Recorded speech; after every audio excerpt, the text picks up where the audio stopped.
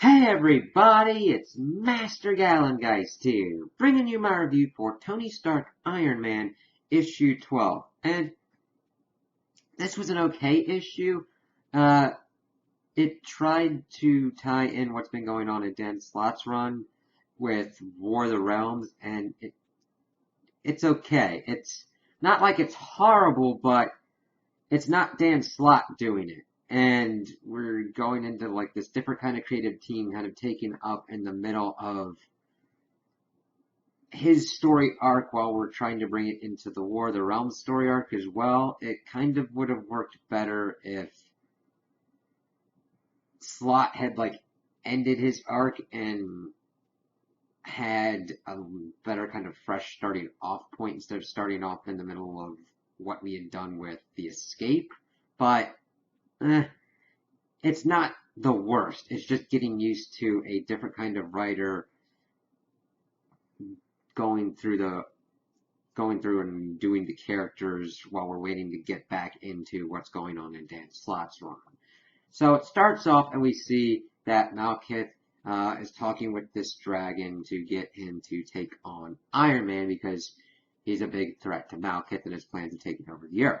And we get some cool little things that the dragon, Sadarang, was also a disciple of Dormammu and had taken one of the eyes of Agamotto. And it's like, oh, okay, and he pretty much gets him to do it with promises of gold. So then we switch over and we see that Tony's having a hard time because all of his AI are pretty much gone. Motherboard's gone, Friday's gone, Yokasta's left, and he's trying to take whatever kind of pieces he can to get things going. He has taken over these kind of other bots, made them into Smiths, and they're very nice and everything, thinking that Tony and Rhodey are a couple. It's kind of funny, but it kind of goes on a little bit too long in the scene that's going on. It's like, okay, we kind of get it. It's a little bit funny at first. It's like taking pictures and talking about how a nice couple they are. It's like, okay. But it makes more sense when you get to the end and you find out that their base programming is a dating app, so that payoff at least works off a little bit better. But he's trying to make a crown to help control the Hulk. And of course he's got a Hulk bot mimicking the Hulk, and that the Smiths had created it, and we see that Tony had only given him rudimentary things to go on for the Hulk. And Rhodey's like, a magic crown that does this kind of stuff, that's kind of weird, and you're probably doing it for your alcoholism.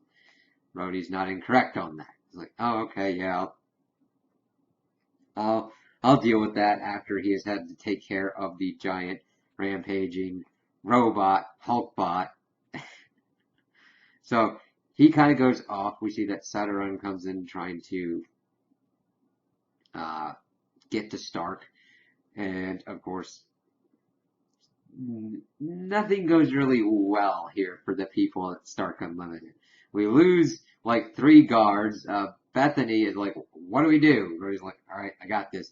Goes off and does some pretty cool stuff. Gets into the Manticore, calls the dude like a kaiju, and tells him to go back to the Ren Fair while he's shouting for Tony of House Stark. That was a nice little thing, kind of Game of Thrones kind of thing. And then we also are seeing back and forth as Tony is trying to figure out what to do.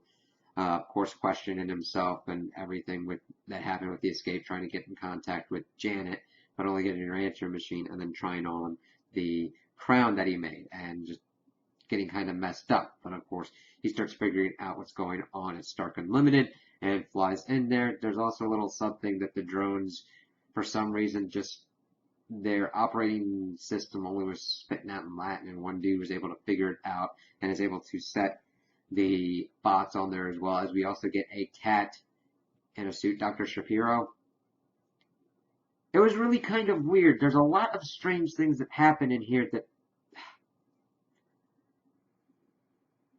they could be cool in their own right. And I don't mind a cat in an armored suit, but it just kind of appears there. There's not a lot of build-up. It's like, okay, I know we've got a talking cat, but like, when did they get a suit of armor? And they're only there for just a little bit fighting Sadarang, and it's like, okay. But Tony comes in and saves Dr. Shapiro the cat, and is getting ready to kind of tangle with Sadarang, but that's of course when the rest of the drones start popping up into effect and says that I'll be back later and flies off being like, I'm going to wipe you out and take all your gold. But of course, Tony really doesn't have that much gold on the premises that he's thinking that he can have for his dragon horde. It's probably all in his machinery because of what tech takes nowadays. But of course, there you kind of get down, give him the lowdown, and he starts leaking magic. And it's like, okay, that's where it ends. I think as a tie-in for War of the Realms, this could have been done better. It's not a really bad comic. It's just, I wish that the narrative was a little bit more tight and just worked a little bit better. And the artwork isn't horrible.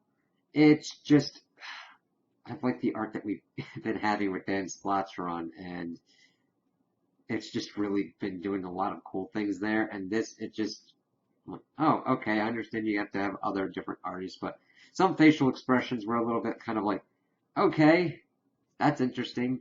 Though granted, the dragon has done very well.